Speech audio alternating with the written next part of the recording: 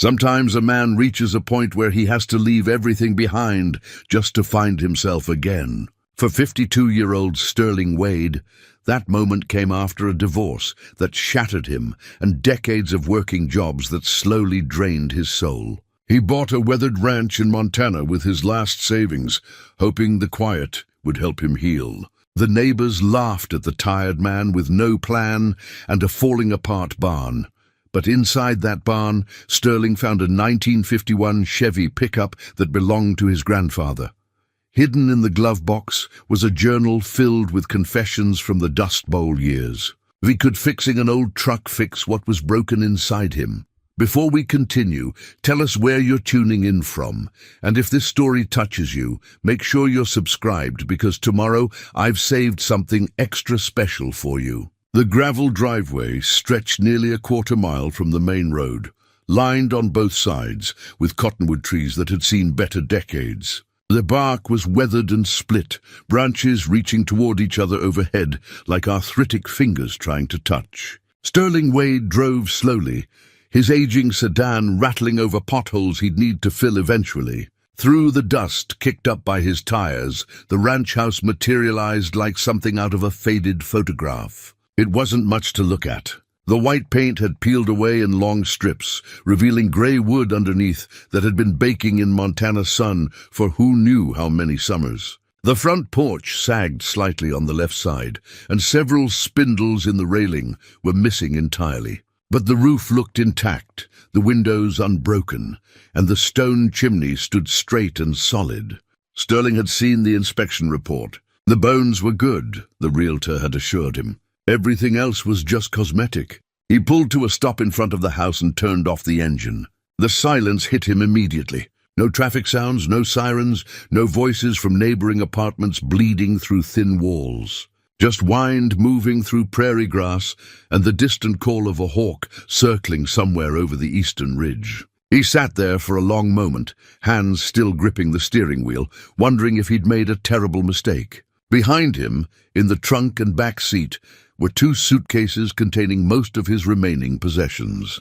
28 years of marriage, a 3-bedroom house in the Chicago suburbs, an office job with decent benefits. All of it had condensed down to what could fit in a mid-sized sedan. The rest had been divided, sold, or abandoned. Judith got the house in the settlement. He couldn't have afforded it alone anyway, not after she'd asked him to leave. "You're already gone, Sterling," she'd said during their last real conversation, the one where divorce stopped being a possibility and became inevitable. "You've been gone for years. You just keep showing up to sleep here." She wasn't wrong. He'd been checked out long before either of them admitted it. The job had done that, slowly, the way water wears down stone, adjusting insurance claims, denying coverage based on fine print, defending the company's bottom line while families struggled with medical bills or fire damage or flood losses. Year after year, the work had hollowed him out. He'd become efficient at saying no, at finding reasons why someone's suffering wasn't quite covered by their policy. He'd stopped seeing people and started seeing case numbers. Holly had noticed too. His daughter, 26 now and living in Seattle, working in graphic design and building a life that didn't include much contact with her father. She'd been 17 when she first said something, home from a friend's house and finding him in his study, working on a weekend like always. "Do you even like us anymore?" she'd asked. He'd looked up from his laptop, confused. "What? Mom and me, do you like us? Because you never seem happy to be around us. I'm just busy, sweetheart. Work is always something," she'd said. "But you're never here." Not really. That had been 9 years ago. The distance between them had only grown since. She'd called twice after the divorce was finalized, checking if he was okay in that careful way that told him she'd expected him to fall apart. Maybe he had, just not in ways she could see over the phone. Sterling climbed out of the car and stretched. His back complained immediately, stiff from the 14-hour drive from Chicago. He was 52, and lately his body seemed determined to remind him of that fact at every opportunity. His knees creaked when he bent down to pick up his duffel bag. His shoulder ached when he lifted the suitcase from the trunk. The key to the house was under a rock beside the front steps, exactly where the realtor said it would be. The lock was stiff, but it turned eventually, and the door swung inward with a groan of hinges that probably hadn't been oiled since the previous owner died. That owner had been his grandmother, though Sterling had only learned this detail 3 months ago when her estate lawyer tracked him down. Apparently, she'd inherited the property from her father, Sterling's great-grandfather, and had held onto it for decades without ever visiting or renting it out. Just paid the property taxes every year and let it sit empty. When she died at 93 in a nursing home in Wyoming, the ranch passed to Sterling's mother, who had died 2 years earlier, which meant it passed to Sterling. "I don't understand," he'd told the lawyer on the phone. "Why wouldn't she sell it?" "Some people can't let go of the past," the lawyer had said, "even when the past is just empty buildings on empty land." Now, standing in the dusty living room, Sterling understood a little better. This place held something. He could feel it in the stillness, in the way afternoon light fell through the windows at an angle that suggested countless other afternoons just like this one. Someone had lived here. Someone had built a life in these rooms. The furniture was minimal. A couch with springs poking through worn cushions, a table with 3 mismatched chairs, a bookshelf holding yellowed paperbacks and old almanacs. The kitchen still had dishes in the cabinets, though they were covered in a layer of dust thick enough to write his name in. The refrigerator stood empty and unplugged, door propped open to prevent mold. He climbed the narrow staircase to the 2nd floor and found 2 bedrooms and a bathroom with fixtures that probably dated to the 1950s. The smaller bedroom held only a metal bed frame with no mattress. The larger one had a full mattress that Sterling wouldn't trust to support his weight without serious inspection. He'd be sleeping in his sleeping bag on the floor until he could get something better. From the upstairs window he could see most of the property. 78 acres according to the deed. Flat grassland mostly, with gentle rises toward the mountains visible in the distance. A few stands of trees marked where water probably collected. The fence line was visible in places, posts leaning at angles or missing entirely. And dominating the view, just 50 yards from the house, stood the barn. It was bigger than he'd expected from the photos. 2 stories of weathered wood, the roof sagging in the middle but not yet collapsed. The large double doors at the front were closed, held shut by a rusted chain and padlock. Several smaller windows along the sides were broken or missing entirely. The whole structure leaned slightly to the north, as if tired and ready to lie down, but not quite ready to give up. Sterling stared at it for a long time. Something about that barn called to him in a way he couldn't quite name. It felt important somehow, like it contained answers to questions he hadn't yet learned to ask. He spent the rest of the afternoon unloading his car and setting up a basic camp in the living room. His sleeping bag went on the floor near the window where he could catch whatever breeze came through. His few books stacked on the mantel above the cold fireplace. His toiletries arranged in the bathroom. His clothes stayed in the suitcases, since there were no working drawers or closet space he trusted. As evening approached, Sterling heard the sound of a truck coming up the driveway. He went to the porch and watched as a Ford pickup, 20 years old but well-maintained, pulled to a stop beside his sedan. An elderly man climbed out from the driver's side, moving with the careful deliberation of someone whose joints didn't bend quite right anymore. From the passenger side emerged a woman about the same age, holding a covered dish. "Evening," the man called out, raising a hand in greeting. His face was deeply tanned and creased with lines that spoke of decades working outdoors. "Saw someone had finally come up to the old Wade place. Figured we'd introduce ourselves. I'm Virgil Danes. This is my wife, Ruth." "Sterling Wade," he replied, coming down the steps to meet them. "Wade?" Virgil's eyebrows rose. "You related to Harold, then?" "He was my grandfather, though I never knew him. He died before I was born." Ruth stepped forward, offering the dish. "Well then, welcome home. I know it doesn't look like much right now, but this was a good place once. Could be again, with some work." The dish was a casserole, still warm, and Sterling realized he hadn't eaten anything since breakfast. "Thank you." "That's very kind. City folk usually don't last long out here," Virgil said, his tone matter-of-fact rather than unkind. especially alone. Gets quiet, gets lonely. Winter can be hard if you're not prepared. I'm prepared for quiet, Sterling said. It's what I came here for. 3 days of hard physical labor had stripped away some of the softness Sterling had accumulated behind his desk. His hands, once smooth and pale, now bore blisters and a layer of honest dirt that seemed to settle into every crease and callus. The barn had become his entire world, a project large enough to occupy both his body and his restless mind. He'd started methodically, the way he approached everything. The front section first, near the doors where light penetrated deepest. Old horsetack hung from nails driven into support beams, bridles with cracked leather, saddles with stuffing spilling from torn seams, halters that might have been red once but had faded to a dull pink. He took each piece down carefully, examining it for any salvageable value before sorting it into piles. Keep, donate, or scrap. The work felt good in ways he hadn't anticipated. His muscles ached, yes, but it was clean pain, the kind that came from actual use rather than tension and stress. Sweat soaked through his shirt by mid-morning, and he found himself stripping down to his undershirt, something he'd never have done in the climate-controlled monotony of his office. The sun through the barn's broken windows warmed his shoulders.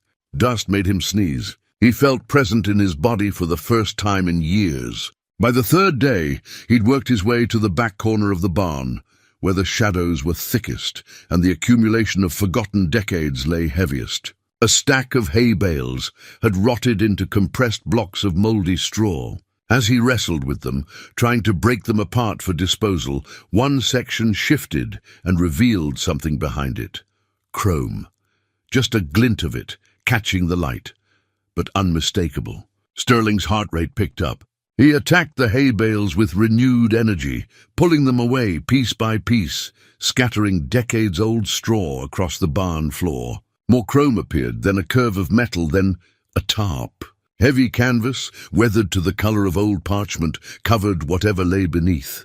Sterling grabbed the edge and pulled. The fabric resisted at first, stuck to itself and to the object it protected, but then it came free all at once in a cloud of dust that made him cough and step back. When the air cleared, Sterling stood staring at a 1951 Chevy pickup truck. It was beautiful, even in neglect. The body was turquoise, or had been once. Now the paint was faded, oxidized to a chalky finish, with rust bubbling through in spots along the fenders and door edges. But the overall shape remained intact, the classic lines of post-war American optimism rendered in steel and chrome. The front grille still held most of its teeth.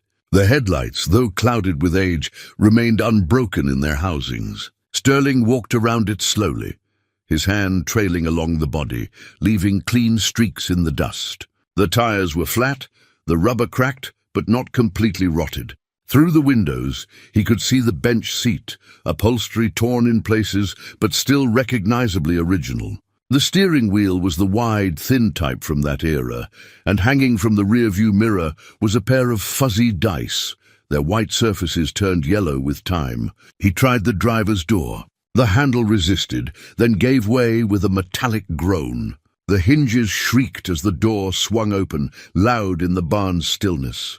Sterling slid into the seat, springs protesting beneath his weight, and wrapped his hands around the steering wheel. This was his grandfather's truck.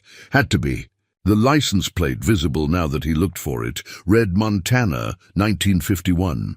Harold Wade had driven this vehicle, had sat in this exact seat, hands on this exact wheel, looking through this same windshield at whatever future he imagined for himself. Sterling had never known Harold. The man died 3 years before Sterling was born, a heart attack at 59, while mending fence on this very property. His mother had rarely spoken of her father, and when she did, it was always with a strange mixture of anger and sadness that Sterling had never fully understood. He knew the basics. Harold had moved to Montana from Oklahoma during the Dust Bowl, bought this land, built this ranch. Beyond that, the man was essentially a stranger. But sitting in his grandfather's truck, Sterling felt an unexpected connection. Something about the worn steering wheel, the way the seat had conformed to someone else's body, The view through the windshield of barn walls that had stood here for 70 years. It all spoke of continuity, of lives touching across time, even when the people themselves never met. The glove box latch was stiff, painted over at some point, but Sterling worked at it until it gave way with a click. The small door fell open, and inside he found the expected items. An owner's manual, brittle with age. Registration papers made out to Harold Wade, dated 1951. A folded map of Montana with routes marked in faded pencil. And underneath it all, a leather-bound journal. Sterling lifted it out carefully. The leather was soft from age, the binding loose but intact. Embossed on the cover in gold lettering, now mostly worn away, was a name, Harold Wade. His hands trembled slightly as he opened it. The first page was dated April 7th, 1934. The dust came again today, the entry began, written in neat, deliberate handwriting. Darker than yesterday, thick enough to choke a man. Covered everything, the fields, the house, our bedding, our food. Mary coughed all night. The baby inside her must be swimming in dust by now. I wonder if it will be born knowing what clean air feels like. Sterling read on, unable to stop. Entry after entry chronicled Harold's life during the Dust Bowl years. The loss of his family's farm in Oklahoma. The desperate decision to leave, to head north and west toward land he'd never seen. The fear of failing, of not being able to provide. The determination to build something that would last. We arrived in Montana today, read an entry from July 1934. Got my first look at the land I bought sight unseen with borrowed money. Mary cried when she saw it. Not sure if it was relief or disappointment. The mountains in the distance make me feel small, but the soil is dark and rich. Water runs clean from the creek. I can build something here. I have to. The entries continued through the years. Building the house, then the barn. The birth of his daughter in 1935, Sterling's mother. Early struggles with drought, with learning to ranch in unfamiliar country, with isolation and loneliness. But also small victories. The first successful harvest. Neighbors helping raise the barn walls. The purchase of their first cattle. Sterling lost track of time, sitting in that dusty truck, reading his grandfather's private thoughts. The afternoon light shifted, growing golden as it angled lower through the barn windows. His back protested the awkward position, but he barely noticed. The later entries showed a man finding his footing. Harold's voice in the journal became more confident, less desperate. He wrote about teaching himself mechanics, about helping neighbors fix equipment when they couldn't afford professionals. A man who can fix things will never go hungry, he wrote. Skills matter more than money out here. There were entries about his daughter growing up, about worries and pride mixed together, about his wife's health declining and the fear of losing her, about the slow, steady work of building a life that meant something. The last entry Sterling read before the light grew too dim was from 1950. Bought a new truck today. The old Ford finally gave up. This Chevy cost more than I wanted to spend, but Mary says we've earned something nice. She's right. 20 years we've been on this land. It's ours now, truly ours. The bank doesn't own it anymore. This place will stand long after we're gone. That matters. Sterling closed the journal carefully and sat in the growing darkness of the barn. Outside, he could hear evening birds beginning their calls. The truck around him felt less like a relic and more like a time machine, connecting him to a man he'd never met but suddenly desperately wanted to know. He understood now what he needed to do. This truck, his grandfather's truck, could run again. It would take work, months of it probably, but Sterling had nothing but time. And somewhere in the process of restoring this machine, maybe he could restore something in himself too. The parallel wasn't lost on him. Both he and this truck had been abandoned, left to decay in silence. Both were worn down by neglect and time, but neither was beyond repair, not yet. Sterling climbed out of the truck and stood looking at it in the dim light. Tomorrow, he'd start researching restoration techniques. He'd order manuals, watch videos, learn what he needed to learn. He'd take this project step by step, the same way Harold had built this ranch, one day at a time, one small victory at a time. For the first time since leaving Chicago, Sterling felt something other than emptiness. It wasn't quite hope, not yet. But it was direction, purpose, a reason to get up in the morning. He ran his hand along the truck's fender one more time before heading back to the house, the journal tucked carefully under his arm. Behind him, the barn settled into night, and the truck waited patiently, as it had waited for decades for someone to bring it back to life. The restoration manuals arrived 6 days later, delivered by a postal carrier who seemed surprised anyone was living at the old Wade place. Sterling tore open the packages on the porch and spent the rest of the afternoon reading, making notes, trying to understand the enormity of what he'd committed to doing. A 1951 Chevy pickup wasn't a simple machine by modern standards, but it wasn't impossibly complex either. The engine was an inline-six, straightforward in design, with no computers or sensors to diagnose.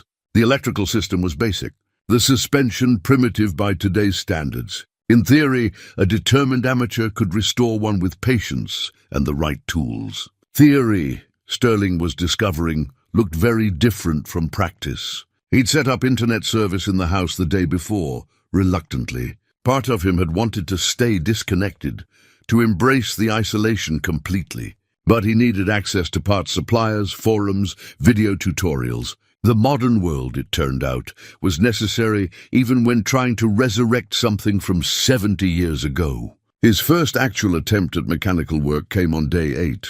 He'd spent the previous days cleaning the truck more thoroughly, removing decades of accumulated grime, documenting every detail with photos. Now armed with a socket set purchased in town and a printed guide to engine basics, he decided to start with something simple, draining the old fuel. The gas tank was under the truck bed, accessible from beneath. Sterling slid under the chassis on a piece of cardboard, flashlight in one hand, wrench in the other.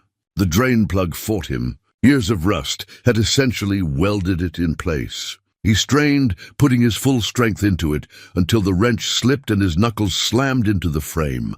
"Damn it!" he muttered, sliding back out to examine his bleeding hand. Virgil, who had appeared without announcement as he tended to do, stood watching with his arms crossed. "Trying to force it? It won't budge."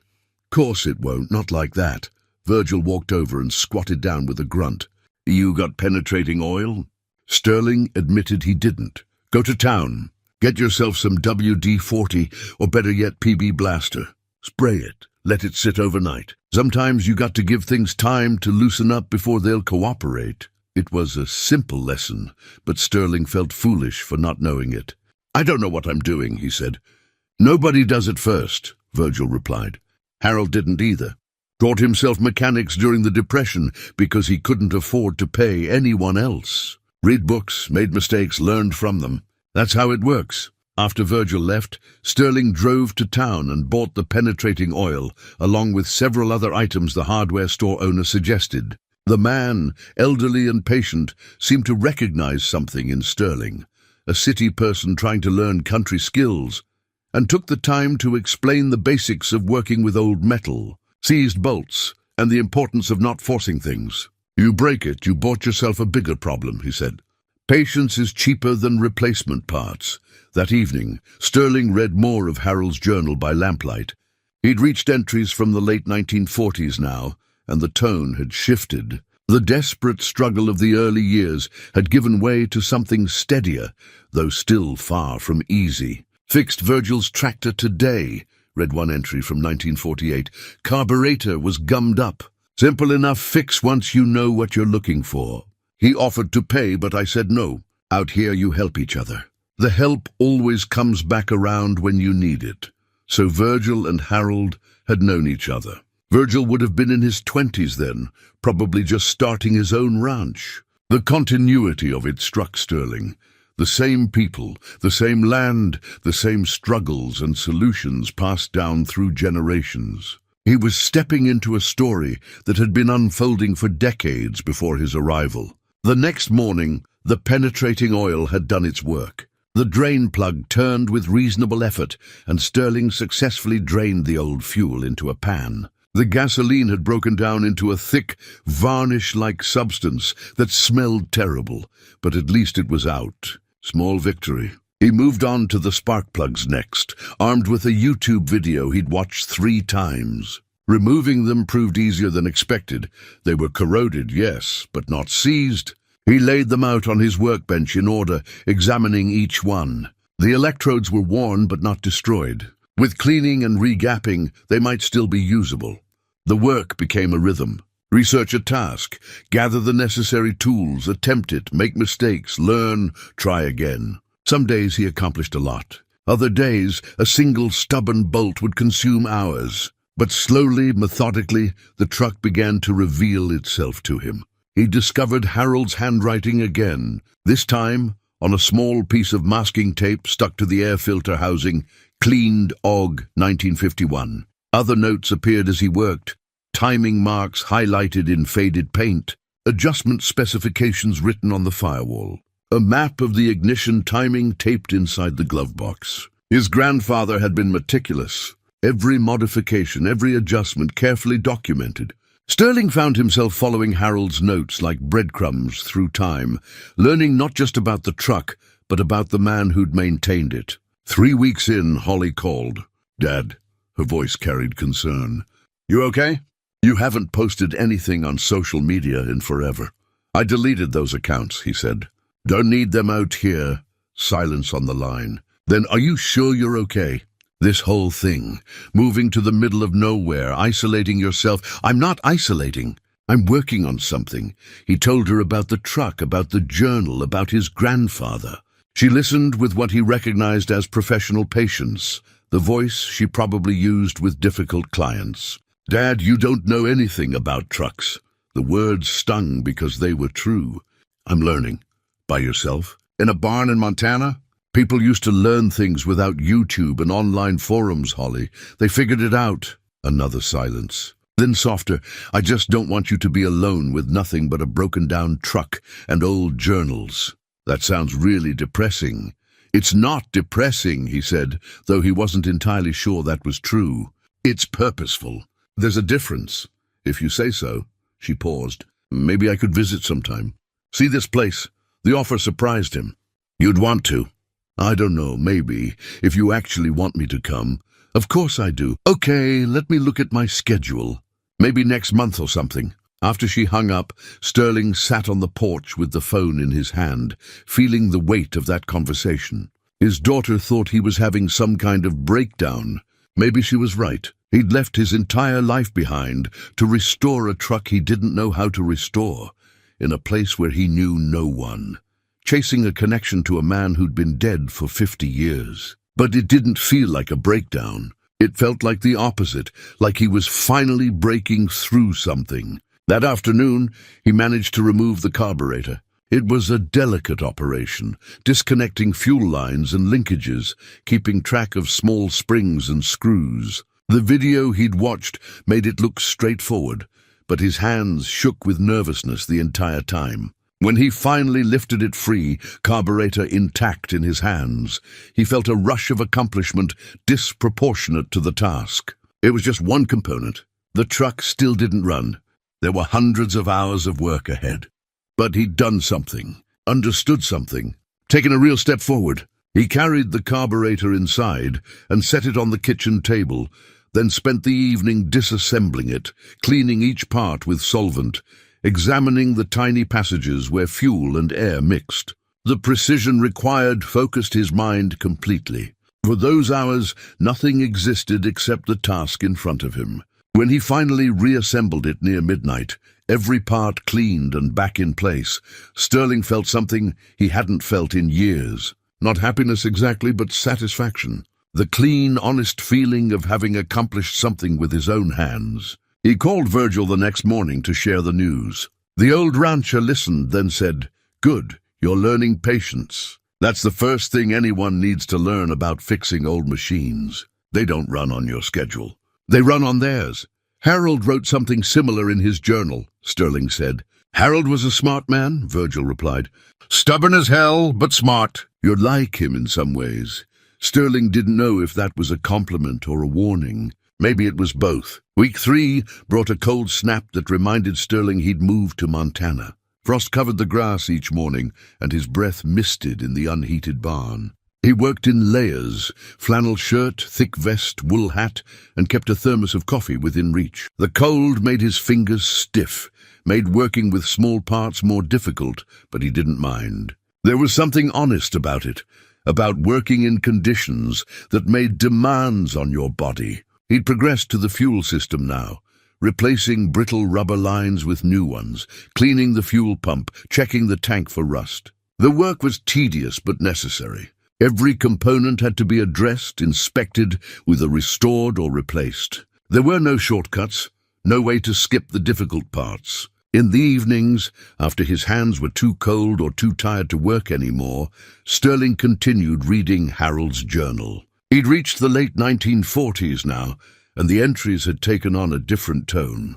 The desperate edge of the early years had softened, but something else had crept in, a weariness that Sterling recognized. 3 years of drought, Harold wrote in 1947, cattle prices down, feed costs up. I've borrowed against the land again. Mary doesn't know how close we are to losing everything. Maybe I should tell her. Maybe I should have told her years ago. But what good would it do except make her worry? The entries from 1948 and 1949 continued in this vein. Failed crops, mounting debt, Harold taking odd jobs in town, working other men's ranches for day wages, while his own place suffered from neglect. The pride and optimism of the earlier years had been ground down by reality. I'm 50 years old, read an entry from 1950. Broke, tired, and running out of time. My daughter barely speaks to me anymore. She wants to leave, to go to college, to live anywhere but here. Can't say I blame her. I brought her to this God-forsaken place and gave her nothing but dust and disappointment. Sterling set the journal down, staring at the words. This wasn't the triumphant story he'd expected. Harold hadn't been a hero, hadn't conquered the land through sheer determination. He'd struggled, failed, suffered, just like everyone else, and yet he'd kept going. The entries continued past 1950, past the worst years, into 1951, when something finally shifted. A good year for cattle, a neighbor buying some land Harold couldn't use. Enough money to pay down the debt, to buy that new truck, to feel like maybe things would work out after all. The last entry Sterling read that night was from May 1951. Paid off the bank today. This land is finally truly ours. 20 years it took. 20 years of breaking my back and my spirit. But we made it. The truck purrs like a kitten. Mary smiled at me today, really smiled, for the first time in months. Maybe everything we went through was worth it. As Sterling turned the page to continue, something fell out from between the leaves. A photograph, faded and creased but still clear enough. It showed Harold standing beside the truck, this truck gleaming and new, with a woman beside him who must have been Sterling's grandmother. And in front of them, maybe 7 years old, stood a young girl in a simple dress and braids. His mother. Sterling held the photo under the lamp, studying the faces. Harold looked tired, even in this moment of triumph. Deep lines around his eyes, his smile tentative, as if he wasn't quite sure he was allowed to be happy. The woman, Mary, looked worn down by hard years, but her hand rested on the young girl's shoulder with unmistakable tenderness. And his mother, Sterling barely recognized her. He'd only known her as an adult, stern, distant, someone who rarely smiled and never talked about her childhood. In this photo, she looked like any child, uncertain but hopeful, standing between her parents with the new truck behind them. On the back, in Harold's handwriting, "New truck, new start, 1951.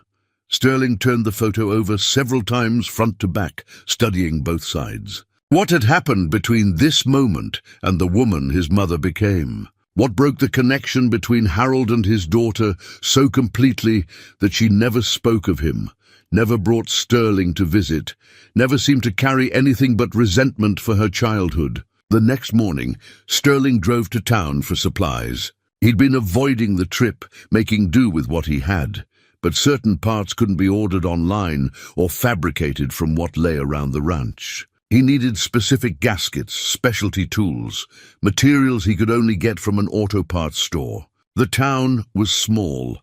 One main street, a few dozen businesses, most of them looking like they'd been there since Harold's time.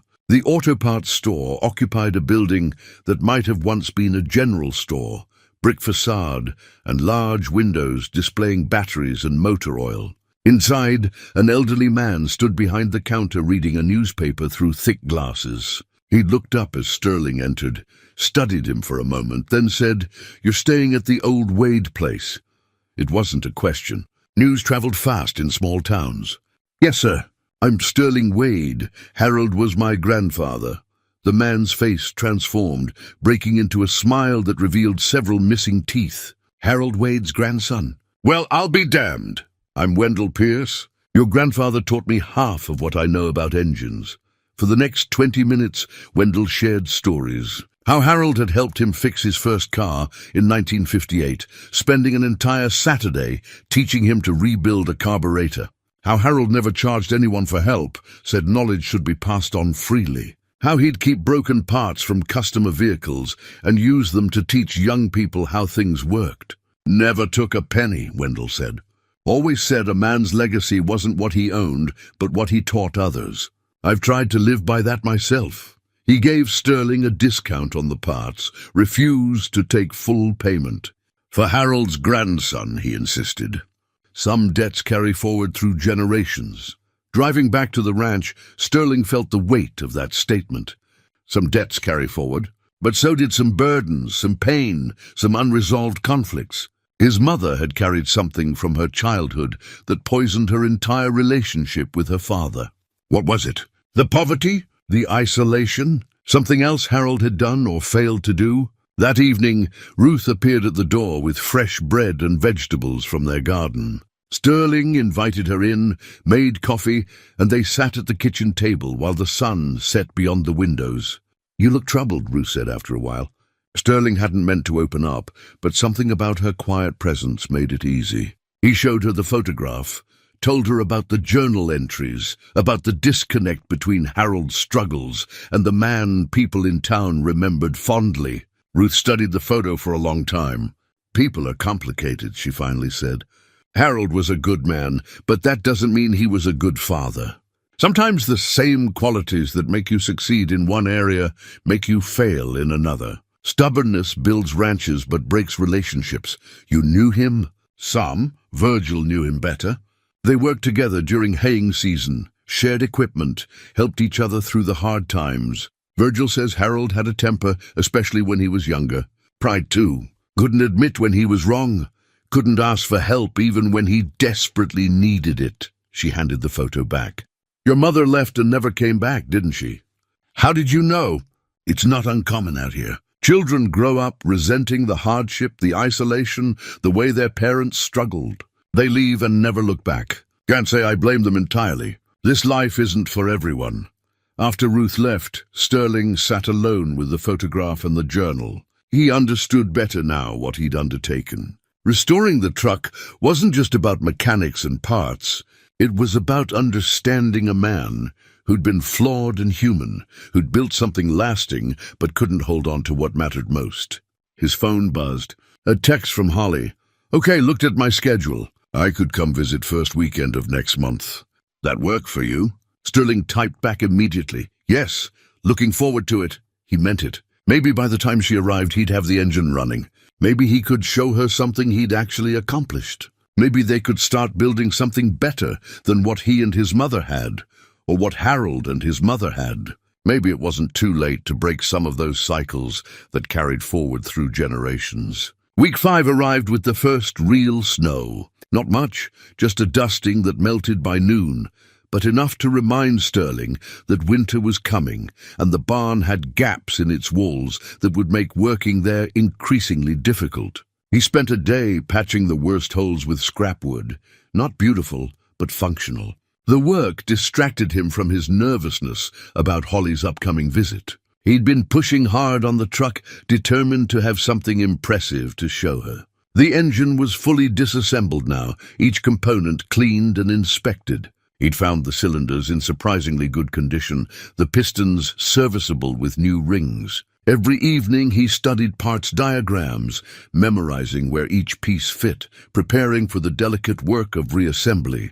But he needed storage space for all the parts he was accumulating, and the barn's main floor was cluttered. He remembered seeing the loft access, a ladder built into the wall leading to the upper level.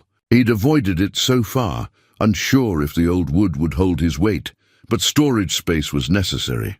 The ladder creaked under him but held. The loft was dark, lit only by dusty light filtering through gaps in the roof. He pulled out his phone, using its flashlight to survey the space. More forgotten items. Old blankets eaten through by mice, a wooden rocking horse with one runner broken, boxes of Christmas decorations that no one had opened in decades. And in the far corner, covered by a blanket, a metal ammunition box. Sterling worked his way across the creaking floorboards and pulled the blanket away. The box was military surplus, probably from World War II, olive drab with rust spots but still intact. A simple latch held it closed. He flipped it open. Inside, carefully bundled with twine, was a stack of letters, all in envelopes, all addressed to Harold Wade in neat feminine handwriting, all with return addresses in different cities: Denver, Seattle, Portland, San Francisco. The dates on the postmarks ranged from 1955 to 1985, 30 years of letters. Sterling lifted the bundle carefully.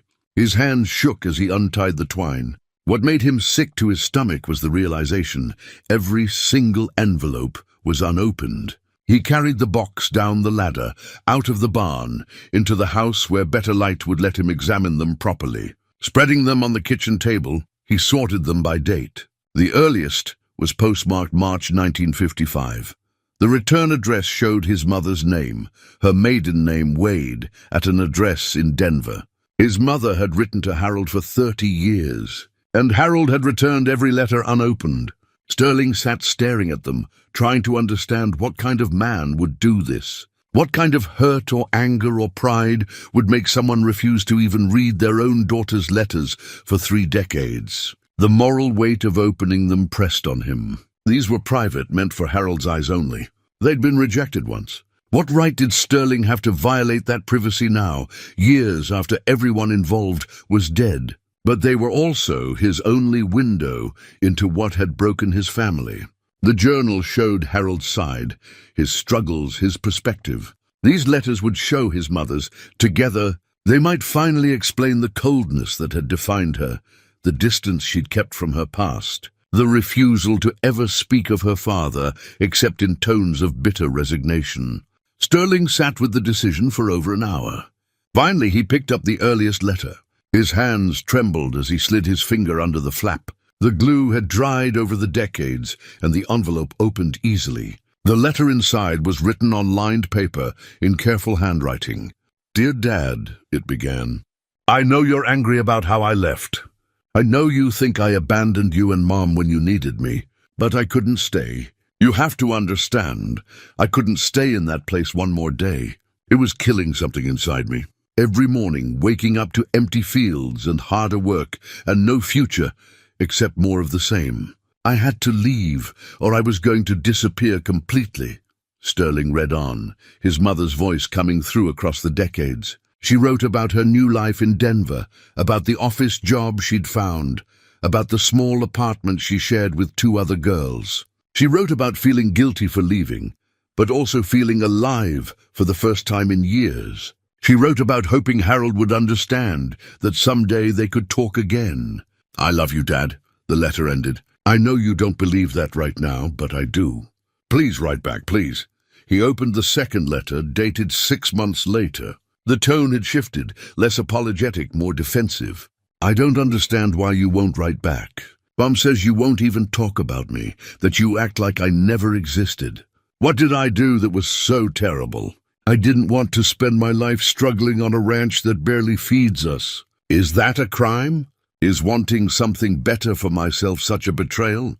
The third letter, from 1956, showed anger breaking through. "Fine, if you want to pretend I'm dead, go ahead. I'm building a life here. I met someone. We're talking about getting married. You won't be invited to the wedding because apparently I don't have a father anymore. Congratulations on disowning your only child over her wanting an education and a future." Sterling worked through them chronologically. Watching his mother's attempts at reconciliation turn to anger, then to bitter resignation. By the early 1960s, the letters came less frequently. By the 1970s, only once every few years. The final letter from 1985 was brief. "Dad, Mom told me you're sick. I'm asking one more time. Can we talk before it's too late? I have a son now, your grandson. He's 7 years old. His name is Sterling. Don't you want to meet him? I know we've hurt each other. I know there's so much anger between us. But doesn't family have to mean something? Please." That letter was returned unopened like all the others. Sterling set it down, his vision blurred with tears. He'd been 7 years old in 1985. Harold had died in 1987. His mother never mentioned trying to visit, never said anything about wanting him to know his grandfather. She'd reached out one final time and been rejected again, and after that, she'd closed that door completely. Now he understood her coldness. Not that it excused it. She'd done to Sterling what Harold had done to her, the same emotional distance, the same withholding of warmth. But he understood where it came from. Pain creates pain. Rejection teaches rejection. Ruth had said it. Some qualities that help you succeed make you fail elsewhere. Harold's pride, his stubbornness, his inability to forgive, these same traits that let him hold on to the ranch through impossible hardship, had cost him his daughter. And in losing his daughter, he'd lost his grandson too. Sterling gathered the letters carefully and put them back in the box. He couldn't undo what had happened, couldn't bridge a gap that had calcified over decades before he was even born. But maybe he could keep it from happening again. He pulled out his phone and typed a text to Holly. "Really looking forward to your visit. Want to show you something I've been working on. Want to tell you some things too. About family. About not making the same mistakes." Her response came quickly. "You okay, Dad? That sounds kind of serious." "I'm okay. Better than I've been in years, actually. Just learning some things. About my grandfather. About choices and consequences. I'll explain when you're here." "Okay, 3 weeks. I'll be there." Sterling put the phone down and looked out the window toward the barn. The truck waited there, Harold's truck. A project of redemption that Harold had left unfinished. But Sterling could finish it, could learn from Harold's mistakes rather than repeat them. The letters had shown him something crucial. Harold had loved his daughter.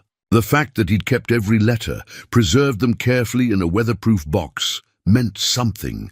He couldn't bring himself to read them, couldn't overcome whatever pride or hurt kept him from responding, but he'd saved them. Some part of him had wanted to hold on to that connection, even while refusing to acknowledge it. It was such a human thing, such a tragic human thing. Sterling wouldn't make that mistake. When Holly came, he'd be honest with her. About his failures as a father, about the years he'd been absent while physically present, about wanting to do better. The truck would be part of that conversation. A physical representation of restoration, of taking something broken and making it whole again. But the real work wasn't mechanical. It was this: learning to reach out instead of withdraw, to forgive instead of hold grudges, to choose connection over pride. Harold had learned these lessons too late. Sterling still had time. The days before Holly's visit took on a frantic quality. Sterling worked longer hours, pushing through fatigue and cold fingers, determined to reach a milestone he could share with her. The engine reassembly had consumed the past 2 weeks. A methodical process of installing pistons, connecting rods, bearings, timing the camshaft, torquing every bolt to specification. He'd found Harold's repair manual tucked behind the sun visor, a small spiral notebook filled with mechanical notes, sketches of problems and solutions, observations from years of maintenance. The handwriting matched the journal, that same neat precision, but these notes were purely practical. No emotions, no reflections, just facts. "Timing adjusted Oct 1951. Runs smooth now," read one entry. Another noted, "Tried fixing starter 3 times before I understood the problem. Pride makes you blind. Ask for help sooner." That last line stayed with Sterling. Harold had learned humility through necessity, through failure, had written it down as a reminder to himself. But apparently that lesson hadn't extended to his personal relationships. where pride had kept him from reading his daughter's letters, from admitting mistakes, from seeking reconciliation. The engine was back together now, every gasket new, every seal replaced, fresh oil in the pan. Sterling had installed a rebuilt fuel pump, new plug wires, a battery charged and ready. In theory, it should run. In practice, dozens of things could go wrong after 70 years of sitting idle. Virgil had been checking in daily, offering advice, but respecting Sterling's need to do the work himself. On the morning before Holly's arrival, he appeared at the barn with a timing light and compression tester. "Thought you might need these," he said, "for final checks before you try starting her."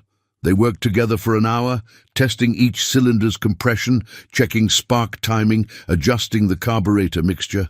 Everything looked right. The numbers matched what the manual specified. "She should fire," Virgil said finally. "Might take a few tries. Might need some coaxing. But you've done the work right. How do you know Harold?" Sterling asked suddenly. Really know him, not just as a neighbor." Virgil leaned against the workbench, considering the question. "We grew up out here together, more or less. He was older than me by 15 years, but that don't matter so much in ranching country. We helped each other through hard times. Shared equipment, shared labor. He taught me things. What was he like? As a person?" "Complicated." Virgil chose the word carefully. "Good man in most ways. Would give you the shirt off his back if you needed it. But hard too. Set in his ways. Once he decided something, you couldn't move him with a bulldozer. That stubbornness kept this place going when any sensible person would have quit. But it cost him in other ways. His daughter. I figured you'd found out about that." Virgil nodded slowly. "She left right after high school. Never came back that I know of. Harold refused to talk about it. Just shut down whenever anyone mentioned her. His wife, your grandmother, she tried to bridge that gap, but Harold wouldn't budge. After she died, it was too late. He kept her letters," Sterling said. 30 years of them. Never opened a single one." Virgil was quiet for a long time. "That's about right for Harold," he said finally. "Loves something fierce, but can't show it proper. Can't bend even when bending would save what matters most. I don't want to be like that." "Then don't be. You got a choice he didn't think he had.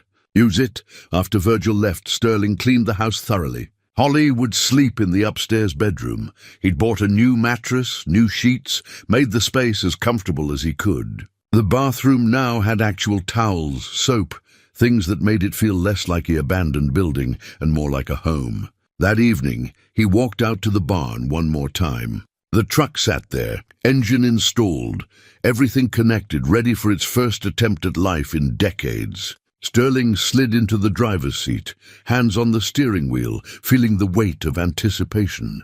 "Tomorrow," he said to the truck, to Harold, to whoever might be listening.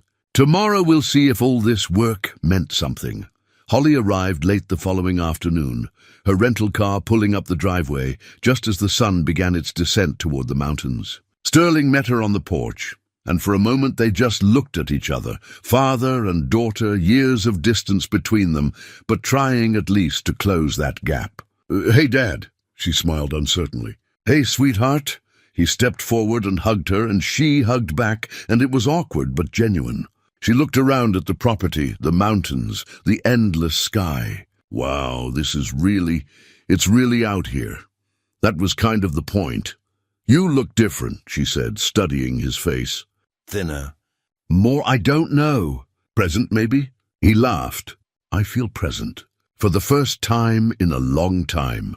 They spent the evening talking, really talking, in a way they hadn't in years. Sterling told her about the ranch, about Harold, about the journal and the letters. He showed her the photograph, and Holly stared at it for a long time. "That's Grandma? I never saw a picture of her when she was young.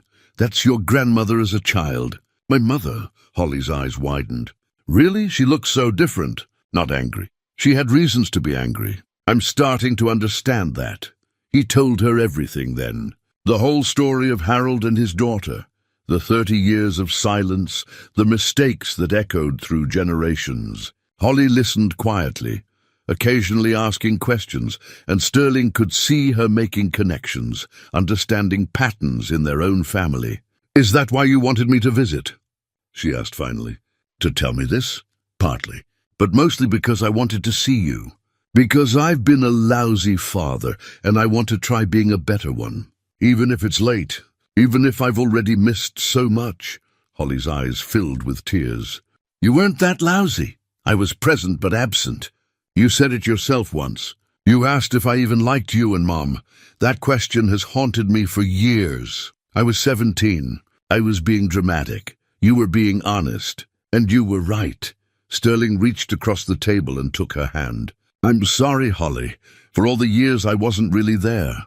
For letting work consume me. For checking out of my own life. She squeezed his hand, crying openly now. I'm sorry too. For pulling away. For making it hard to reach me. You learned that from me. That's the thing about these patterns. They pass down whether we mean them to or not. They sat together in the gathering darkness, holding hands across the table, beginning the work of rebuilding something that had been broken for a long time. The next morning, Sterling took Holly to the barn. Her eyes widened when she saw the truck, the clean lines and original paint color showing through where he'd worked. That's it. That's Grandpa Harold's truck. That's it. Want to help me try to start it? They worked together, Sterling explaining each step, Holly learning fast and asking good questions. When everything was ready, fuel primed, choke set, battery connected, Sterling climbed into the driver's seat. Holly stood beside the open door, watching. Here goes nothing, he said, and turned the key. The engine cranked. Once, twice, 3 times. A cough, a sputter, then nothing. Try again, Holly encouraged. Sterling adjusted the choke and cranked again.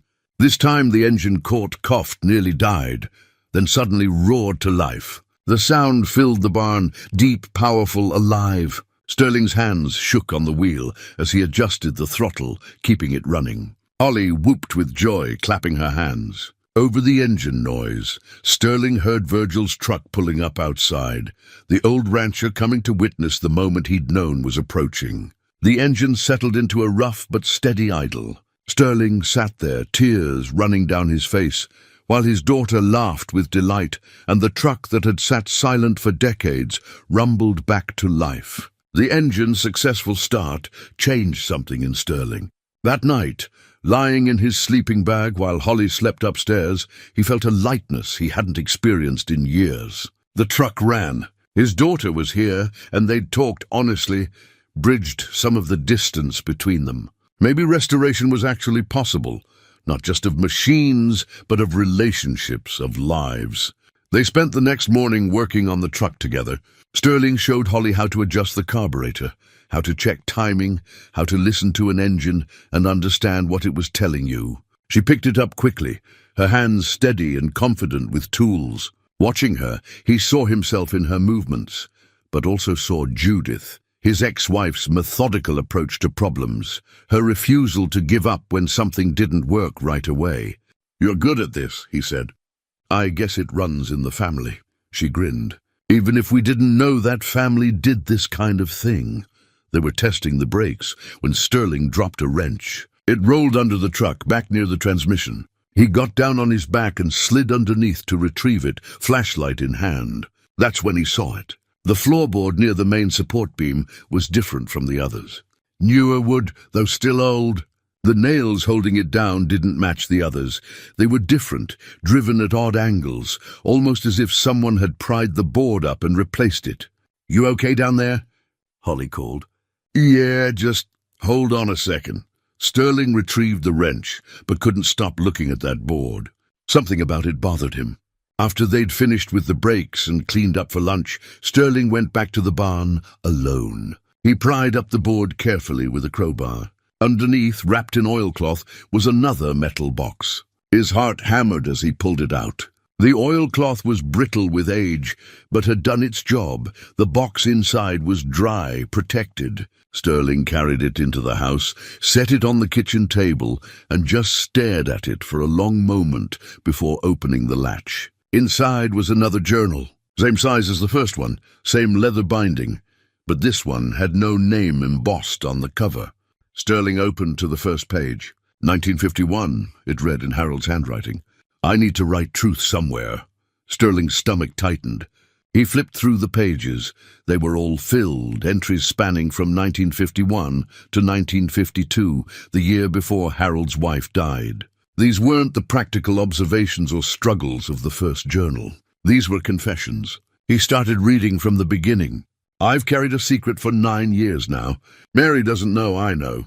Our daughter, the girl I've raised as mine, isn't mine by blood.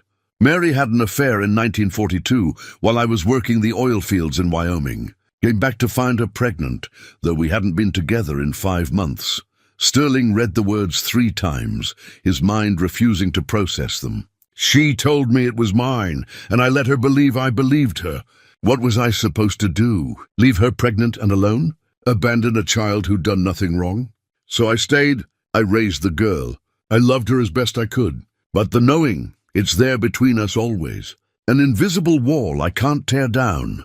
The entries continued, chronicling Harold's internal struggle. He'd never told anyone, never confronted Mary, never treated the child differently outwardly. But the knowledge poisoned everything. Every time he looked at his daughter, he saw the betrayal. Every sacrifice he made for her reminded him she wasn't truly his. She's 12 now, read an entry from 1947. Smart as a whip. Looks like Mary, thank God. Nothing in her features to give away the truth. But I can't forget. When she asks why I'm so distant, why I don't show her affection like other fathers, I have no answer I can give her. How do I explain that I love her but can't fully love her? That she's my daughter but not my daughter? Sterling set the journal down, his hands shaking. His grandmother had had an affair. His mother wasn't Harold's biological daughter, which meant Sterling wasn't actually related to Harold by blood at all. The truck, the journal, the connection he'd felt, all of it based on a lie. He heard Holly coming down the stairs and quickly closed the journal, sliding it into his lap beneath the table. She appeared in the doorway, hair still damp from a shower. "Want to grab lunch in town?" she asked. "I'm starving." Sterling couldn't form words for a moment. Holly's smile faded. "Dad, what's wrong? You look like you've seen a ghost." He made a decision in that instant. She needed to know. This secret had already poisoned 2 generations. It wouldn't poison a third. "Sit down," he said quietly. "I found something else. Something Harold hid." He told her everything, showed her the journal, watched her face cycle through the same shock and confusion he'd felt. When he finished, they sat in silence for a long time. "So we're not actually related to him?" Holly finally said. "Not by blood, no." "Then why?" She gestured helplessly at the barn, the truck. "Why does any of this matter?" It was the question Sterling had been asking himself for the past 20 minutes. And suddenly, sitting across from his daughter in the house Harold had built, the answer became clear. "Because he chose to be our grandfather," Sterling said slowly. He could have walked away. Could have left Mary and the baby, but he stayed. He raised my mother as his daughter, even knowing the truth. He built this place, this life, for a family that wasn't his by blood, but was his by choice. Holly stared at him. But he couldn't love her. Not really. That's what the journal says. He tried. That's what matters. He tried for 20 years, raised her, provided for her, never told her the truth that would have destroyed her. Maybe he couldn't show affection the way she needed, but he showed up. Every day. That counts for something. Does it? Holly's voice was sharp. "Because it sounds like he did exactly what you did to me. Showed up physically but wasn't really present emotionally. And look how well that worked out." The words hit Sterling like a fist. She was right. He'd been doing the same thing Harold did, going through the motions of fatherhood while being fundamentally disconnected. The parallel was devastating. "You're right," he said quietly. "But that's why this matters." Harold couldn't fix what was broken in him. He tried, but the hurt was too deep, the betrayal too fundamental. He let it poison his relationship with his daughter, and she left, and they never reconciled. And all that pain just multiplied, spread to the next generation, to Mom, to your grandmother. My mother, yes. She grew up feeling unloved, not understanding why her father was so cold. Then she did the same thing to me, kept me at emotional distance, never explained her past, never showed warmth. And I did it to you. Holly's eyes filled with tears. "So what's the point? We're all just doomed to repeat the same mistakes?" No! Sterling reached across the table and took her hand. The point is, we can choose differently. Harold chose to stay, to raise a child who wasn't his. That choice matters. It means family is more than blood. It's commitment, presence, showing up even when it's hard. He squeezed her hand gently. I'm choosing now, Holly, to be present. To do better than Harold did, better than my mother did. To actually show you I love you, instead of just going through the motions. It's late. I've already missed so much. But it's not too late. Holly wiped her eyes. The truck, it's not even really our family's truck. It is, though. Harold bought it, maintained it, left it here. He'd left everything here, the ranch, the journals, the letters. All of it says the same thing. I tried. I failed in some ways, but I tried. And maybe that's the real inheritance. Not the property or the truck or the blood connection. The inheritance is the lesson. Keep trying. Keep choosing family even when it's hard. Don't let pride or hurt or disappointment make you walk away from people who matter. They sat together in silence, processing the revelation and its implications. Finally, Holly spoke. I'm glad I came. I wasn't sure I wanted to, but I'm glad. So am I. What are we going to do now? Sterling thought about it. Finish restoring the truck, not because Harold was our biological grandfather, but because he chose to be our grandfather. That's worth honoring, worth completing. Together? Together. Holly nodded slowly. Okay, but Dad, we can't keep any more secrets. No more hidden journals or letters or buried truths. If we're going to break the cycle, we have to be honest. About everything. Deal. They ate lunch in town, after all, sitting in a small diner and talking about the revelation, about what family meant, about how to move forward. The shock faded gradually, replaced by a strange sense of liberation. The connections Sterling had felt to Harold didn't disappear with the knowledge that they shared no blood. If anything, it deepened. Harold had made a choice every day for 20 years to be a father to someone else's child. That took a kind of courage Sterling was only beginning to understand. Holly stayed an extra 2 days beyond her planned visit. They worked on the truck together each morning, Sterling teaching her what he'd learned, Holly asking questions that made him think more deeply about what he was doing. In the afternoons, they walked the property, talking about everything and nothing, building the kind of easy companionship that had been missing from their relationship for years. On her last evening, they sat on the porch, watching the sun set behind the mountains, the sky painted in shades of orange and purple that seemed impossible, almost artificial in their beauty. I want to come back, Holly said. Next month. Help you finish this properly. You don't have to. I know I don't have to. I want to. Besides, you're going to need help with the bodywork and painting. That's not a one-person job. Sterling felt warmth spread through his chest. I'd like that. I'd like that a lot. After Holly left, Sterling threw himself into the next phase of restoration with renewed purpose. The engine ran, but still needed tuning. The brakes required a complete rebuild. The electrical system was a maze of old wiring that needed systematic replacement. Each task was a puzzle, sometimes frustrating, always engaging. He called Holly every few days, updating her on progress, asking her advice on color choices and design decisions.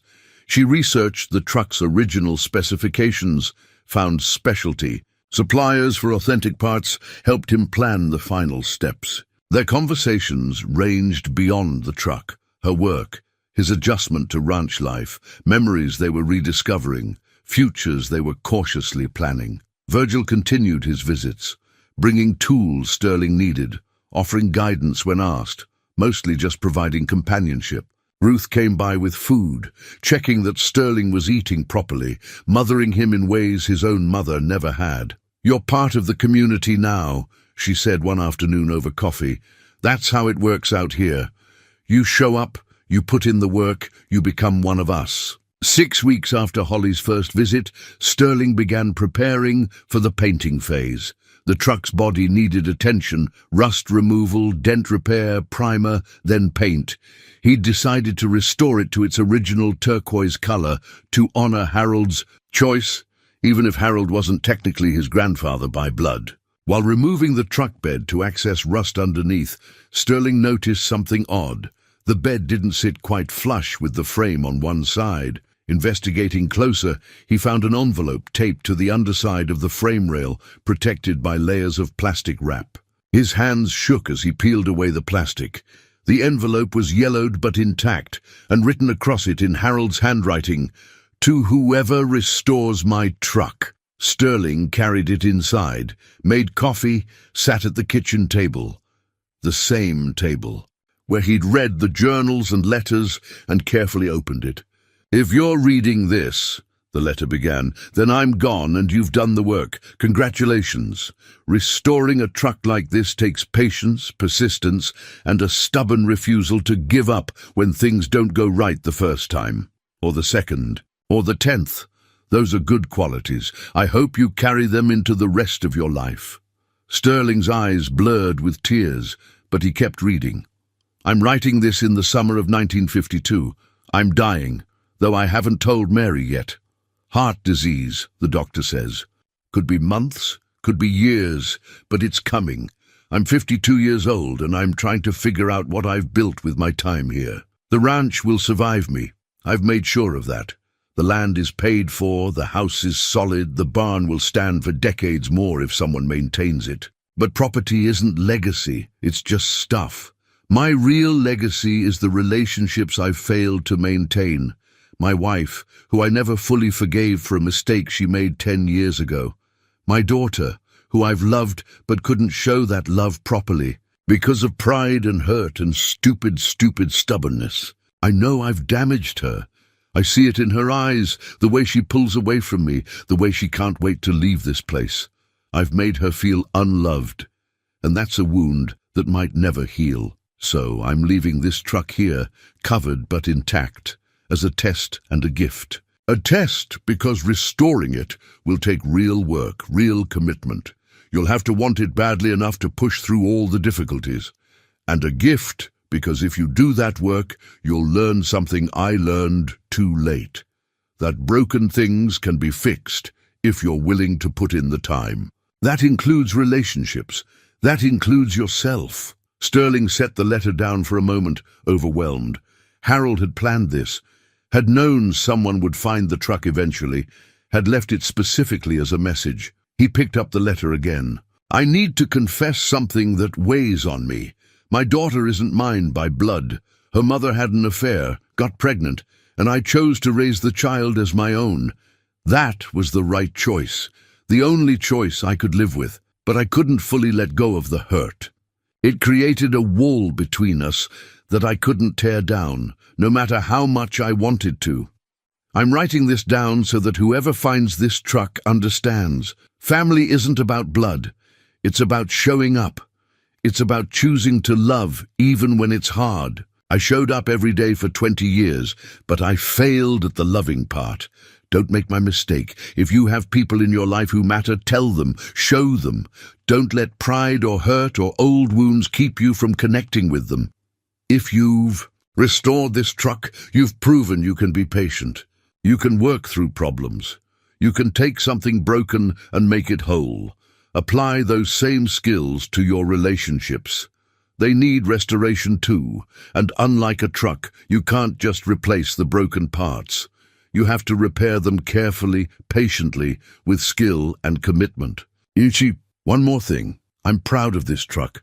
I'm proud of this ranch. I'm proud that I built something that lasted. But my biggest regret is that I didn't build a relationship with my daughter that could last. She's going to leave soon, and we'll never have the chance to fix what's broken between us. That's on me. Don't let that happen to you." The letter was signed. Harold Wade, proud builder of this ranch and this truck, failed father but still trying. Sterling read it 3 times, tears streaming down his face. Harold had understood everything, had known exactly what he was doing wrong but couldn't overcome it. And rather than let that wisdom die with him, he'd left it hidden in the truck for someone else to find. Sterling pulled out his phone and called Holly. "Dad, what's wrong?" "It's late. Nothing's wrong. "Everything's right. I found another letter from Harold. He left it specifically for whoever restored the truck. Holly, he knew.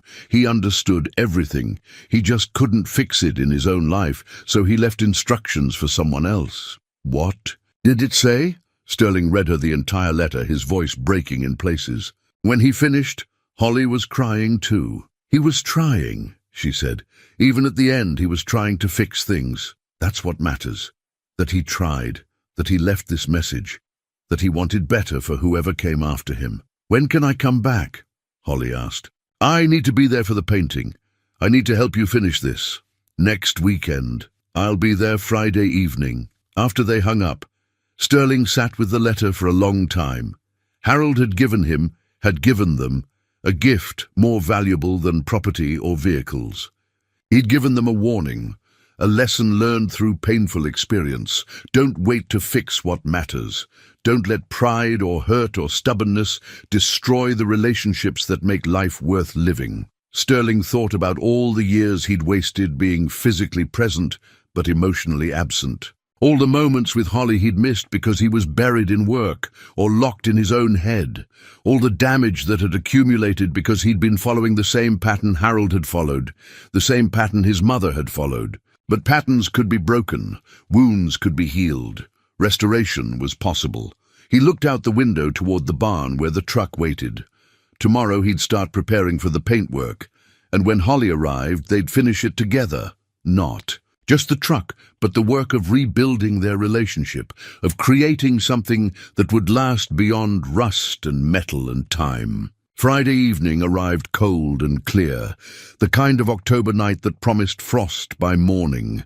Sterling stood on the porch watching Holly's headlights come up the driveway, and when she stepped out of the car, he saw something different in her face. Not just the smile, though that was genuine and warm. Something deeper, an ease, a lightness, as if some burden she'd been carrying had finally lifted. They hugged, and this time there was no awkwardness, no careful distance. Just a father and daughter glad to see each other. "I brought supplies," Holly said, popping the trunk. Inside were professional painting supplies, spray equipment, respirators, tack cloths, more expensive than Sterling would have bought. "If we're doing this, we're doing it right." They spent Saturday preparing. The truck's body had been stripped, primed, every surface sanded smooth. Sterling had watched hours of tutorials, practiced on scrap metal, but his hands still shook with nervousness as they set up the makeshift spray booth in the barn. "You've got this," Holly said, watching him pace. "You've rebuilt the entire engine from scratch. Paint is just the final step. Paint is what everyone sees. Engine problems you can fix. Bad paint job lives forever. Then we'll make sure it's not a bad paint job." Virgil arrived Sunday morning with Ruth, and to Sterling's surprise, several other neighbors followed. Wendell from the auto parts store, his son carrying extra lighting equipment, a younger couple from down the road Sterling had met once at the hardware store, an elderly woman who'd apparently been friends with Harold's wife decades ago. Word. "Got around you were finishing Harold's truck today," Virgil explained. "Folks wanted to witness it." Sterling felt overwhelmed. "I didn't expect—" "That's how it works here," Ruth said gently. "Something important happens. The community shows up. This truck matters, not just to you." They set up lawn chairs outside. The barn brought coffee and pastries, created an impromptu gathering. Holly stood beside Sterling, helping him mix the paint to the exact shade, that vintage turquoise that had caught light 70 years ago when Harold first drove the truck home. "Ready?" she asked. Sterling nodded, pulling on his respirator. They decided he would do the spraying, his project, his accomplishment, while Holly assisted, managing the equipment, keeping everything organized. The first pass went on smooth, the color transforming gray primer into something alive. Sterling moved methodically, the way he'd practiced, overlapping each pass, maintaining consistent distance and speed. His hands steadied once he started. Muscle memory took over, and the nervousness faded into focus. Holly handed him fresh equipment for the second coat. The color deepened, the finish becoming glossy and rich. Watching it emerge, Sterling felt something shift inside him. This truck had been abandoned, forgotten, left to decay. Now it gleamed under the barn lights, beautiful and whole. Between coats, while paint dried, the gathered neighbors shared stories about Harold. The elderly woman, her name was Iris, remembered when he'd bought the truck new. "Drove it past our place that first day," she said, grinning ear to ear. Hadn't seen Harold smile like that in years. Those were hard times, but that truck represented hope, a fresh start after everything they'd been through. Wendell added, "He maintained that truck perfect. Every Saturday, he'd be out here checking everything, keeping it running smooth. Said a man should take care of what he owns, show respect for the tools that serve him." "He ever talk about his daughter?" Sterling asked, unable to help himself. The group went quiet. Finally, Virgil spoke. "Not after she left. Before that, sometimes. You could tell he loved her, but something was broken between them. We all saw it, but nobody knew how to help. Harold wasn't the type to accept help with personal matters. He left letters," Sterling said quietly. "For me, for whoever found the truck, explaining things, trying to teach lessons he'd learned too late." "That sounds like Harold," Iris said. "Always thinking ahead, always trying to build something that would last beyond himself." The final coat went on perfectly. As Sterling stepped back, removing his respirator, the truck sat there gleaming, turquoise and chrome and restored beauty. Holly threw her arms around him, and the neighbors applauded. "Your grandfather would be proud," Virgil said, his voice rough with emotion. "This is good work, Sterling, really good work." They spent the afternoon letting the paint cure while the neighbors lingered, the gathering becoming a celebration. Someone brought food. Someone else brought beer. The barn filled with laughter and conversation, and Sterling found himself at the center of it, no longer the outsider from Chicago, but one of them, the man who'd restored Harold Wade's truck. As evening approached and people began leaving, Virgil pulled Sterling aside. "You've changed since you arrived," he said. "First time I met you, I wasn't sure you'd last a month. Thought you were another city person running away from problems instead of facing them. Maybe I was. Maybe you were. But you didn't just run. You built something here, fixed something. That matters." After everyone left, Sterling and Holly sat in the barn looking at the truck. The paint had cured to a mirror finish. The color... Exactly right, the truck looking like it could have rolled off the showroom floor in 1951. "We did it," Holly said softly. "We did it," Sterling agreed, but they both knew the truck was only part of what they'd restored. The week after the painting, Sterling and Holly worked on the final details. The interior needed attention. The bench seat reupholstered in fabric that matched the original pattern, ordered from a specialty supplier in Kansas. Dashboard components cleaned and restored. Chrome polished until it reflected like mirrors. Every small piece mattered now that the truck looked showroom perfect on the outside. Holly had taken additional time off work, saying she'd deal with the consequences later. "Some things are more important than my job," she'd told her boss. Now she sat cross-legged on the barn floor, carefully stitching the new upholstery onto the bench seat frame, while Sterling worked on the last electrical connections. "Tell me about Mom," Holly said suddenly. "I mean, really tell me. Not the angry version or the distant version. Who was she before all that?" Sterling set down his tools and thought carefully. "I don't know if I ever knew her before that. She was already distant when I was a kid. Always working, always busy, never affectionate. I thought that was just how mothers were until I'd go to friends' houses and see their moms actually hugging them, talking to them like they mattered. Did you ever ask her why? Once, when I was maybe 15, she just said some people aren't huggers. That I should be grateful she put food on the table and kept a roof over my head." Sterling paused. Now I understand she was repeating the only parenting she knew. Harold kept her fed and housed, but couldn't show love. "So she did the same to me. And you did the same to me," Holly said quietly. "Yes, until I came here and found all this." He gestured at the barn, the truck, everything, and realized the pattern had to stop. They installed the restored seat together, bolting it into place. Sterling sat in it first, then Holly slid in beside him. The bench was wide enough that they had room, but close enough that their shoulders touched. Sterling put his hands on the wheel, and Holly rested hers on the dashboard. "Harold sat here," she said, "with his wife, with your mom when she was little, and now we're sitting here, 3 generations later, finally understanding what he couldn't."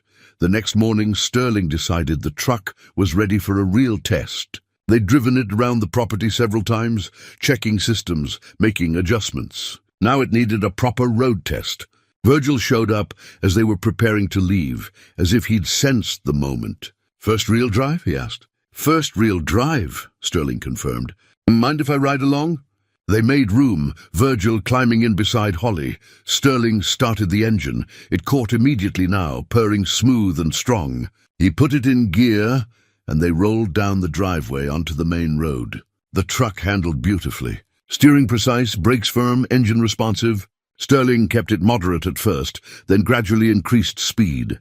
At 50 miles per hour on the empty Montana highway, the truck ran smooth as silk.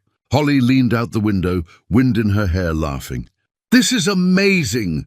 They drove for an hour through countryside that had changed remarkably little since 1951, past ranches and farms, through small towns where people waved at the vintage truck, along roads that Harold had surely driven countless times. When they pulled back into the ranch, Sterling felt a completeness he'd never experienced before. The truck wasn't just restored, it was alive again, functional, ready to be driven for decades more. That evening over dinner Ruth had brought, they made plans. "I've been thinking," Sterling said. "Harold came from Oklahoma, left during the Dust Bowl, never went back. But his story started there. I think we should take the truck there. See where he came from. A road trip?" Holly's eyes lit up. "Seriously? Why not? The truck's ready. You said you could take more time off. I've got nothing but time. We could drive down, see his hometown, understand the whole story." "I love it," Holly said. "When? 2 weeks. Gives me time to do final checks. You time to arrange things at work." Holly pulled out her phone immediately, checking her calendar. "I'll make it work." "This is too important to miss." Virgil smiled from across the table. "Harold would like that. Taking his truck home, in a way. Completing the circle." "It feels right," Sterling agreed. "Like it's what the truck was meant for. Not just to sit in a barn, but to be driven. To carry family on journeys." After dinner, Sterling and Holly walked out to the barn one more time. The truck gleamed under the overhead lights. Turquoise paint perfect, chrome brilliant, every detail exactly as it should be. "We actually did it," Holly said, running her hand along the fender. "Took something abandoned and broken and made it beautiful again. We did." Sterling put his arm around her shoulders, and she leaned into him, natural, easy, the way fathers and daughters should be able to stand together. "But the truck was the easy part." "What do you mean?" "Fixing us was harder. Still is, in some ways. But we're doing it." Holly hugged him tight. "Yeah, Dad, we are." They stood there together, father and daughter, looking at the restored truck that had brought them to this moment. Outside, Montana stretched endlessly under stars, and the road to Oklahoma waited, and everything broken had finally been made whole. The drive to Oklahoma took 3 days. They camped along the way, the truck's bed loaded with gear, taking back roads through country that time seemed to have forgotten. Sterling drove most of the time, but Holly took her turns behind the wheel, getting a feel for the truck's personality, the way it pulled slightly left, the particular rhythm of the clutch, the sweet spot in the throttle where the engine sang. They talked more on that journey than they had in years, about everything and nothing. Holly told him about relationships that hadn't worked out, career doubts she'd been carrying, dreams she'd been afraid to pursue. Sterling shared stories from his own life he'd never thought to tell, small moments that mattered, regrets he'd accumulated, hopes he was only now learning to articulate. The Oklahoma panhandle was flat and windswept, the kind of landscape that either called to your soul or made you want to keep driving until you found trees and hills. They reached the small town, population 800, barely larger than when Harold had left 90 years ago, on a Tuesday afternoon when the main street was almost empty. The woman at the Historical Society Museum recognized Harold's name immediately. "Wade family," she said, pulling out a binder of old photographs and records. "One of the original settler families. They had a farm about 10 miles north of here. Lost it in the Dust Bowl, like so many others. She showed them photographs from the 1930s, dust storms turning day into night. Families loading possessions onto trucks heading west. Among them, a young couple Sterling recognized from the photograph he'd found in Harold's journal, his grandfather and grandmother, decades younger, eyes full of determination and fear. "There's a memorial in the town square," the woman said. "Names of all the families who left during those years. The Wades are on it." They found the memorial, a simple stone marker listing dozens of names. Harold Wade, Mary Wade, each name representing a family torn from their roots, forced to start over somewhere else. Sterling traced his fingers over Harold's name. Beside him, Holly did the same. "He was so young," she said quietly. 23 when he left everything behind. That's younger than me. And he rebuilt from nothing, created a whole new life in Montana, made something that lasted, because he had to. What choice did he have? We always have choices. Sterling looked at his daughter. Harold chose to stay when he learned the truth about your grandmother's affair. He chose to raise a daughter who wasn't his by blood. He chose to hold onto the ranch through impossible hardships. They weren't always the right choices, especially with his daughter. But he kept choosing, kept trying, kept showing up. They drove out to where the Wade farm had been. The land was wheat fields now, owned by someone else, no trace remaining of the original homestead. But standing there in the wind, Sterling felt a connection to Harold he couldn't quite explain. This was where the story had started, where a young man had lost everything and decided to build it all back somewhere else. The drive home was quieter, more reflective. They took their time, stopping at small museums and roadside attractions, eating at diners that served food exactly as it had been served in Harold's time. The truck ran perfectly, never missing a beat, carrying them north with the steady reliability of something built to last. When they pulled back into the ranch driveway, the sun was setting behind the mountains, painting everything in gold. Virgil and Ruth stood on their own porch next door, waving. Sterling honked the horn, that original horn that still worked after 70 years, and they waved back. "Home," Holly said softly. "Yeah," Sterling agreed. "Home." That evening they sat on the porch drinking coffee, watching stars emerge one by one in the darkening sky. The truck rested in the barn, cleaned and cared for, ready for its next journey. "I've been thinking," Holly said. "About my job, about Seattle, about what I want." Sterling waited, not pushing. "I think I want to move closer. Not here, I need a city of some kind. But maybe Montana, Missoula or Bozeman, somewhere I can visit more easily. Be around more." Sterling's heart lifted. "I'd like that, a lot. And I was thinking, maybe we could do more trips in the truck. Make it a regular thing, not just Oklahoma, wherever the road takes us. I think Harold would like that. The truck being used, being driven, carrying family on adventures." They sat in comfortable silence for a while. Then Holly said, "Do you think we've fixed it? Us, I mean, really fixed it?" Sterling considered the question carefully. "I think we're fixing it.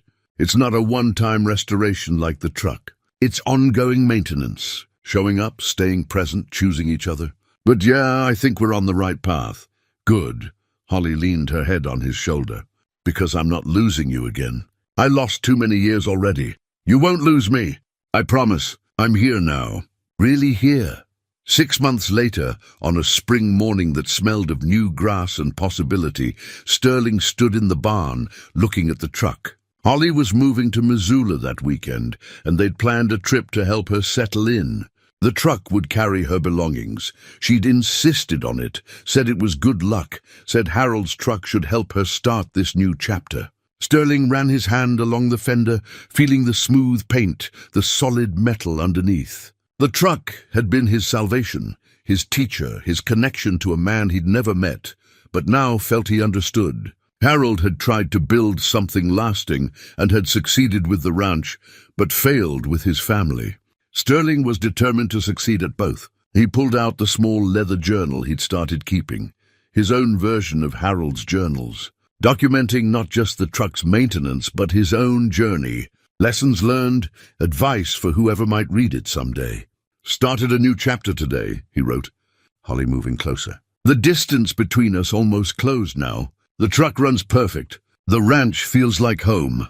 I'm building something that will last, not just property but relationships, family, love, the things that actually matter. He set the pen down and looked around the barn. Sunlight streamed through the high windows, illuminating dust motes, making everything glow. The truck sat there patiently, ready for whatever came next. Sterling heard Holly's car coming up the driveway. She was early, excited about the move, about the future they were building together.